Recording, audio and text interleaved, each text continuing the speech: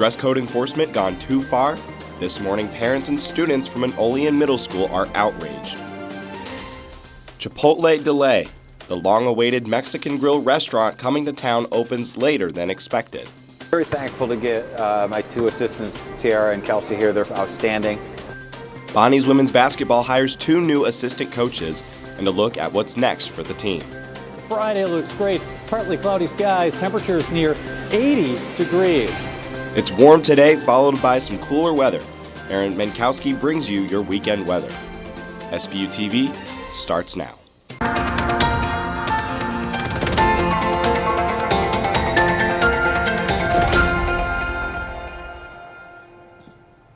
Good morning and welcome to Sbu-Tv. I'm Johnny Walker. And I'm Anthony Goss. New this week out of Olean Intermediate Middle School. Dress code enforcement going too far? This morning, parents and students from the middle school are outraged. They say administrators told young girls to line up so they could measure the shorts they believed were too short. Anthony Da Silva went to a protest and met parents and students who believe this behavior is discriminatory towards female students. My body is not a distraction! My body is not a distraction! On Friday, April 14th, administrators at Olean Intermediate Middle School allegedly reprimanded 40 girls for wearing short shorts. That's according to students and parents. I spoke with student Hartley Phipps, who helped organize a protest that delivered a powerful message. And 40 of them were dress coded, taken out of their classrooms, which took away from their education, and they were told to change and not wear them again. But according to Hartley, school officials took things too far. Because one of the biggest incidents was that they lined up the girls in the hallway with their backs facing the administrators and told them that they were going to get their shorts measured. The Olean School District's dress code states that shorts must be at least half the length of the thigh. And students can grow up from year to year, making it hard for some parents to replace their clothes. As well as a lot of kids that don't have the support at home to get the correct clothing. A lot of kids that don't have the financial backing from parents, don't have the opportunity to get new clothes early on in the spring. According to one parent, the dress code is a continuing issue at the middle school. And it's just continuing to happen. It seems like that's the only school that really is having this problem and is doing it. I called the school district this week to speak with the Olean superintendent. I did not get a call back. To add another level of frustration, on Tuesday night, the Olean Board of Education denied 7 students the opportunity to speak at its school board meeting. The students wanted their voices heard, but because they did not sign up to speak by the deadline, they were denied. We looked it up. The board's president, Mary Hershina, could have given the students the opportunity to speak if she thought it was necessary, according to the school board's policy. I reached out to the school board's president, Hershina, about why she didn't give the students an opportunity to speak, but I did not get a response. From Sbu-Tv, I'm Anthony Da Silva. The next opportunity for the students to speak will be at the next school board meeting on May 2nd.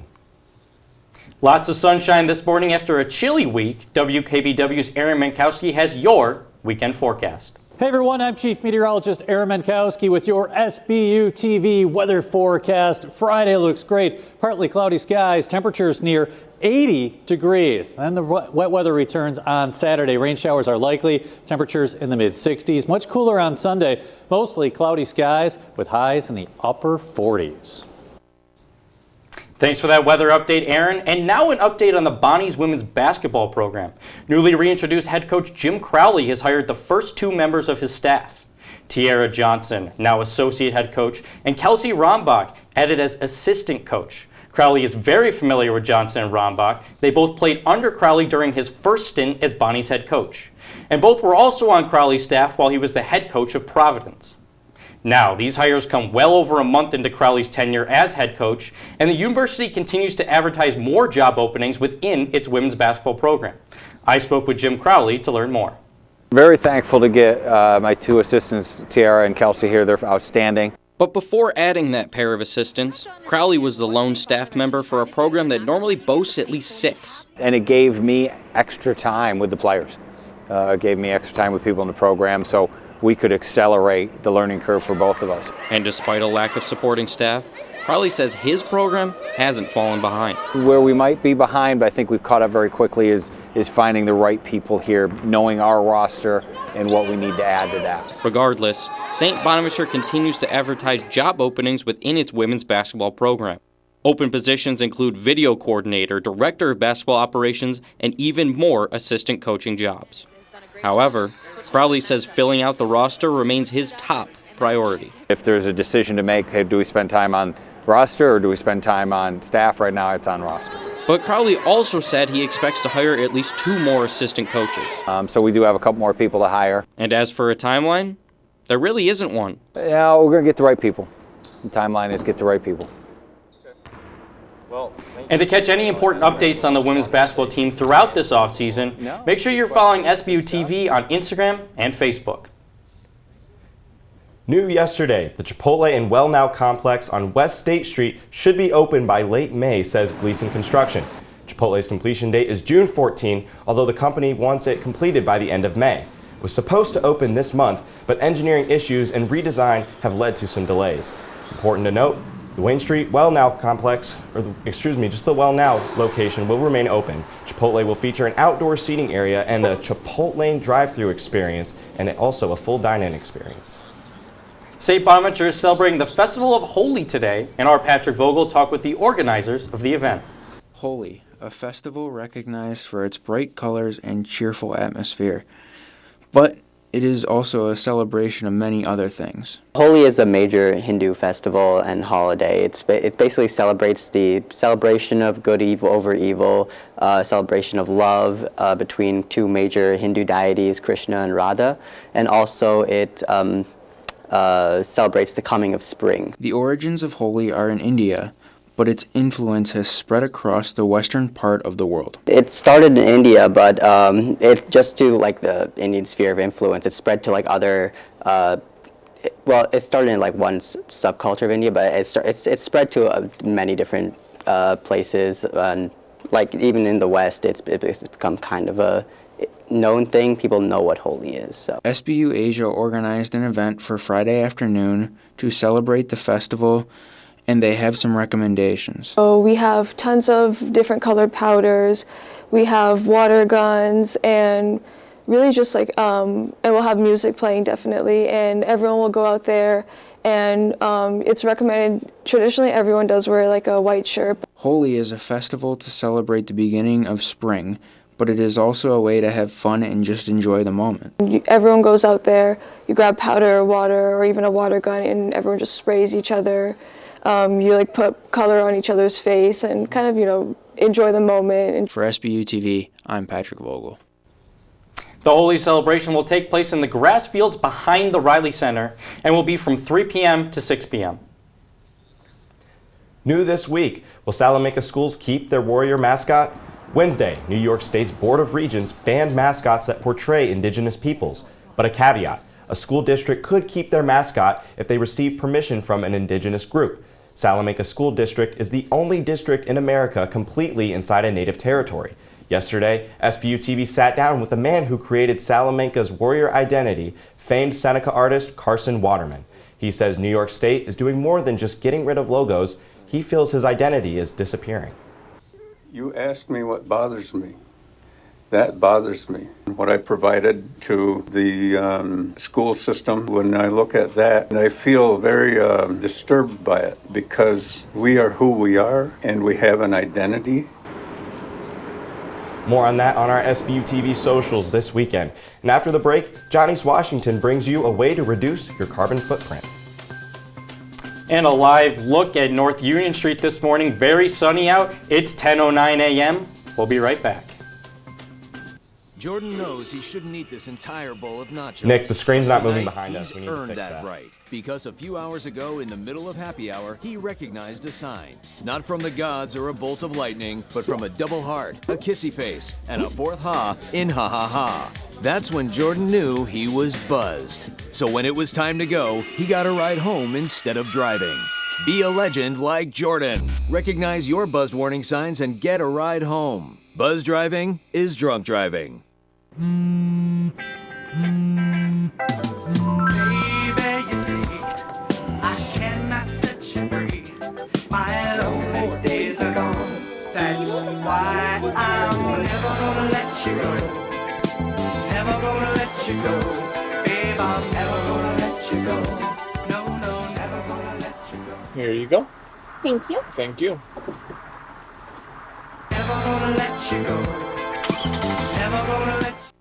When I got the opportunity to get her, there wasn't no choice. I told myself, I'm gonna take custody of my daughter. It's my baby. That's what we're supposed to do as men. Take care of our home, build a foundation, you know what I'm saying? Love, our money, she's my purpose. I'm here to walk with her, hold her hand until she can walk alone. Ain't nothing like being a father in this world. There are 16 million children struggling with hunger in America.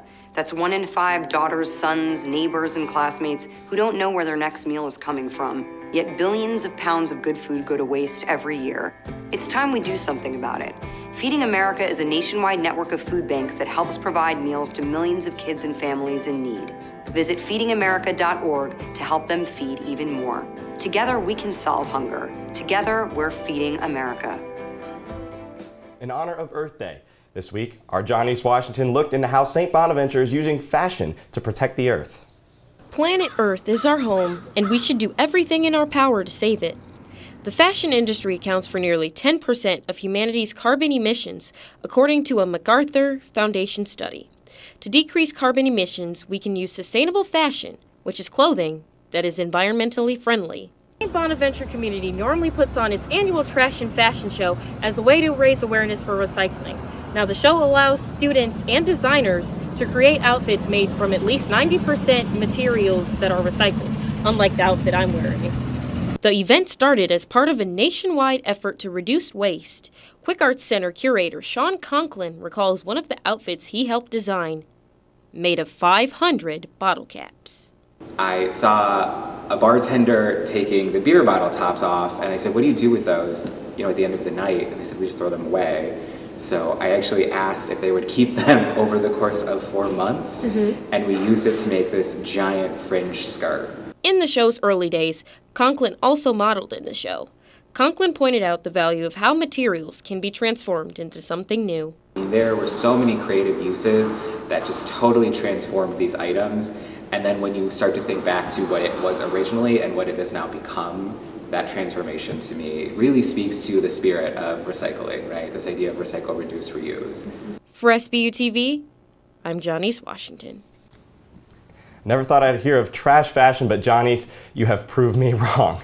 Earth Day is a celebration honoring the achievements of the environmental movement and raises awareness of the needs to protect Earth's natural resources. The man accused of shooting a teen who mistakenly rang the wrong doorbell entered a not guilty plea Wednesday. 84-year-old Andrew Lester is facing felony assault and armed criminal action charges in Missouri. Police say he shot 16-year-old Ralph Yarl last Thursday. Officials say Yarl was trying to pick up his twin brothers and rang Lester's doorbell by accident because he was at the wrong address. Lester's defense team say he shot Yarl through the glass door without saying anything because he thought the teen was trying to break into his home. A judge set Lester free on a $200,000 bond at Wednesday's hearing. Lester is due back in court June 1st. The Supreme Court expected to reach a decision today on access to the at-home abortion pill mifepristone. FDA first approved the medication over 20 years ago, but a lower court in Texas recently ruled to limit access to the drug. That decision to strike down the FDA's approval of the drug won't take effect until tonight at midnight. The Supreme Court has until then to uphold or overturn the lower court's ruling. SpaceX's Starship spacecraft successfully lifted off Thursday, but didn't get far. Starship, the most powerful rocket ever built, took off from the coast of South Texas and kicked off its historic first test flight. The rocket exploded in mid-air due to separation issues from the rocket booster.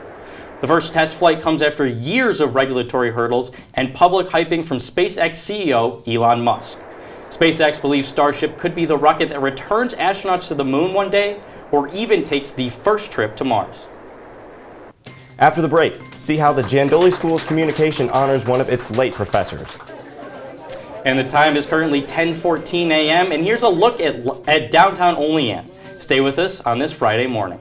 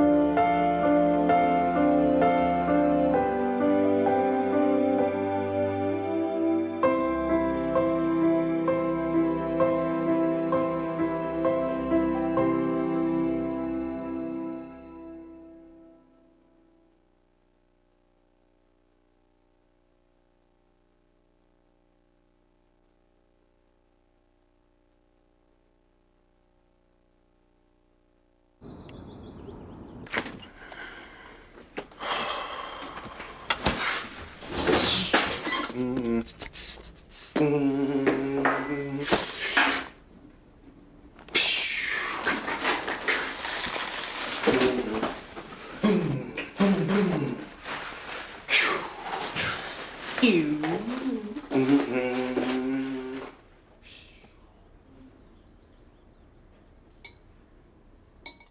knows he shouldn't eat this entire bowl of nachos, but tonight he's earned that right because a few hours ago in the middle of happy hour, he recognized a sign. Not from the gods or a bolt of lightning, but from a double heart, a kissy face, and a fourth ha in ha ha ha. That's when Jordan knew he was buzzed. So when it was time to go, he got a ride home instead of driving. Be a legend like Jordan. Recognize your buzzed warning signs and get a ride home. Buzz driving is drunk driving.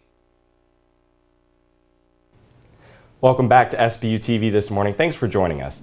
We're going to take another look at your weekend weather forecast with WKBW meteorologist Aaron Metkowski. Hey everyone, I'm Chief Meteorologist Aaron Metkowski with your Sbu-Tv weather forecast. Friday looks great. Partly cloudy skies, temperatures near 80 degrees. Then the wet weather returns on Saturday. Rain showers are likely. Temperatures in the mid-60s. Much cooler on Sunday. Mostly cloudy skies with highs in the upper 40s. The Jandoli School of Communication hosted the Dick Joyce Sports Symposium Thursday. The biannual event detailed women in sports. Our Louis Genevieve spoke with organizers of the event. Last Thursday was the Dick Joyce Sports Symposium. The Jandoli School of Communication hosted multiple alumni and a panel to discuss the evolving world of sports, according to School Dean Aaron Schimble. Well, sports and sports media changes a lot and rapidly, so what we want to do with these symposiums is really have a topic that is relevant and timely for students and faculty and staff and others on campus to really explore ideas that are at the forefront rather than rehashing the same exact topic every time. This year's event discussed the involvement of women in sports.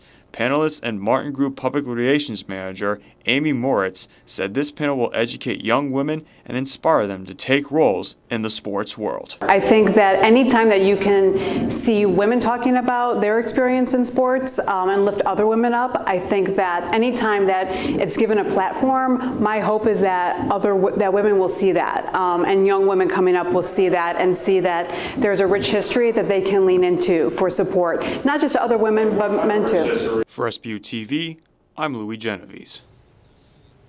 The Jandoli School honored former Sbu-Tv program director and Bonaventure alum Paul Whelan on Thursday as a distinguished graduate.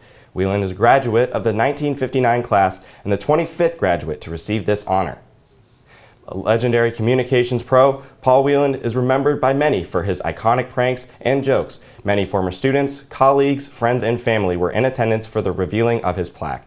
The former dean of the Jandoli School, Lee Capola, honored the late Paul Whelan and his family with some words about his friend. In my mind, Paul is a credit to journalism, he's a credit to St. Bonaventure. He had this sense of, we should have fun doing what we're doing. This should be something fun. So I certainly can't say enough about what a credit he was to this journalism program and to the students he taught. 1959, PR executive, sports broadcaster, journalist, author, professor, and prankster.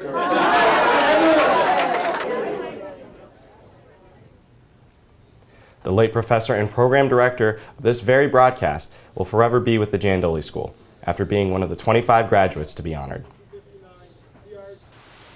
Thursday, House Republicans pushed legislation to keep transgender athletes from competing in girls' and women's sports. If passed, those who identify as female but have a biological sex assigned at birth of male could not compete for schools and colleges that receive federal funding. However, the bill is unlikely to pass a Democratic-led Senate. So far, at least 20 states have already imposed similar limits on trans athletes at the K-12 and collegiate levels.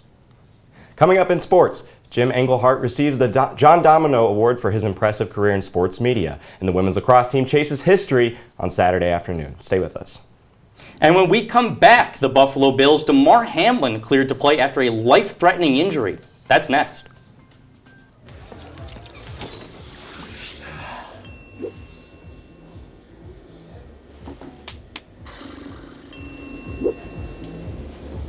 If you need to do something to feel okay to drive, you're not okay to drive.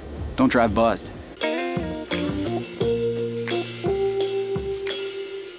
After you joined our family, it was like, I really do feel complete now.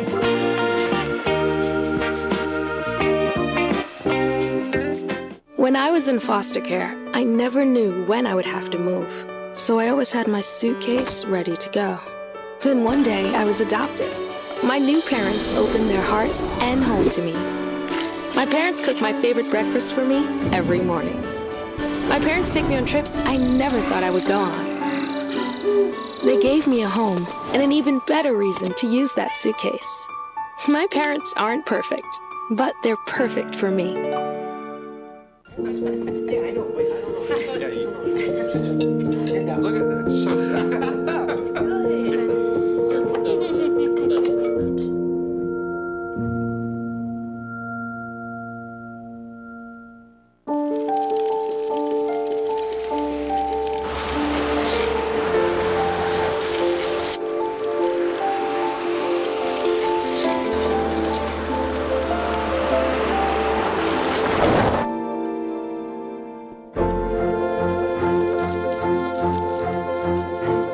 Did you know dragging chains can spark a wildfire?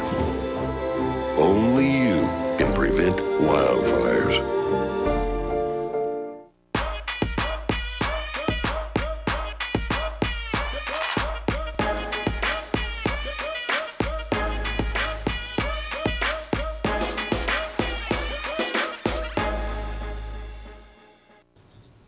Welcome back to Sbu-Tv. Tyler Everett now joins us for sports.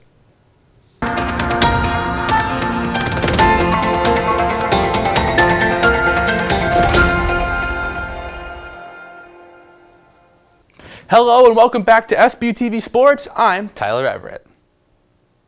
Bonaventure graduate and former Bonaventure Sports Information Director Jim Engelhardt received the John Domino Award for his excellence in sports media Thursday night. Our Gannon Horning has the story. St. Bonaventure alumni Jim Engelhardt receives the John Domino Award for his excellence in sports media. Graduating from Bonaventure in 1979, he joins other Bonaventure alumni such as Paul Whelan, Tom McElroy, and fellow 79 alum Chris LaPlaca to receive the award. Graduating with a major in journalism and mass communication, Engelhardt became St. Bonaventure's Sports Information Director in 1981, leading that department for 15 years before being promoted to Assistant Athletic Director of Communications and Interim Director of University Public Relations. He says, for $12,000. I said, are you kidding me? Did I win the lottery? That's got an extra zero for what I made at St. Francis. I couldn't wait to get here. Engelhardt always joked about taking his classmates under his wing. Chris LaPlaca, ESPN Senior Vice President and personal friend of Jim's, speaks about the impact that Engelhardt had on him and others that showed up for Jim's ceremony. That keep going and going and going across the lake and across the pond are ceaseless. You see all the people here tonight.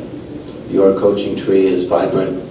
We're all very grateful to be a part of it. In Jim's later years in St. Bonaventure, he became a professor and launched the Sports Writing and Information course, teaching notable Bonaventure alumni such as NBA insider Adrian Wojnarowski and lead sports columnist for New York Post, Mike Vaccaro. And there's no one who's had success here, whether it's journalists, broadcast, or digital media, or athletic directors, or whatever, that came to Bonaventure and the journalism school that didn't write and write a lot. It only makes you better, no matter where you go. For Sbu-Tv, I'm Gannon Horning. Some of Bonaventure's most distinguished alumni have received the John Domino Award. The tradition will continue in 2 years for the next recipient of the award. And Bonnie's women's lacrosse prepares for a potentially historic moment this weekend. The program can clinch a postseason berth with a win versus LaSalle on Saturday, their first since 2007. The Bonnies sit 5th in the Atlantic 10 and hold potential tiebreakers over both VCU and George Mason. Bonaventure last won the conference in 2006, posting a 15-2 record that season. Face-off between the Explorers and the Bonnies commences at noon at the Mar Athletics Field. The game will be streamed on ESPN3. And Bonnie's men's lacrosse rides an 8-game losing streak, falling to the Massachusetts Minutemen last week. But the team has 2 games remaining on the season and begins this stretch with a senior day against High Point on Saturday. Bonaventure looks to up their scoring, only producing 3 goals in its last game. They turn to graduate student Sean Wesley, coming off a hat-trick performance against UMass. First face-off between the Bonnies and the Panthers commences at 4 p.m., and the game will be streamed on ESPN+. And now more changes underway for Bonnie's basketball. Anquan Hill and redshirt freshman Tyler Curran entered the portal this week, joining Anwar Malouk, Max Madison, and Brett Rumpel. Hill, the former Northeastern Conference Rookie of the Year, tallied 1.9 points per game this season. But the Bonnies moved quickly to fill these spots, receiving a commit from the George Washington big man Noel Brown. 6'11" junior appeared in 32 games last season and should boost the Bonnies' front court depth. And DeMar Hamlin returned to the Buffalo Bills in voluntary workouts this week after being cleared to resume full football activity. The 3 different specialists have cleared Hamlin after the 25-year-old suffered life-threatening injuries against the Cincinnati Bengals on Monday, January 3rd. Hamlin said, "My heart is still in the game, and that's something I want to prove to myself and nobody else." The Bills' offseason program began on April 17th, and the organized team activities began on May 22nd. And Bonnie's spring sports coming down the stretch this weekend. First, Bonnie's baseball travels to Virginia for a doubleheader against George Mason, looking to snap their 7-game losing streak. Softball plays 3 straight in the nation's capital against George Washington, including a Saturday doubleheader. And track heads up to Buffalo to compete in the UB Alumni Outdoor Invite, and the golf team faces Colgate for their final competition before the Atlantic 10 tournament in Orlando. A potentially historic weekend for Bonnie Sports. Follow us on Instagram and Facebook to keep up with all of the action. And that's all for me in sports. Back over to you, Anthony. Thank you, Tyler. Now up on your screens is the Sbu-Tv social media handles. Give us a follow for all of your local news. We post daily, so you never miss a thing in your community. Remember your kindergarten days where you got to explore your creative side, color, and enjoy nap time without being judged?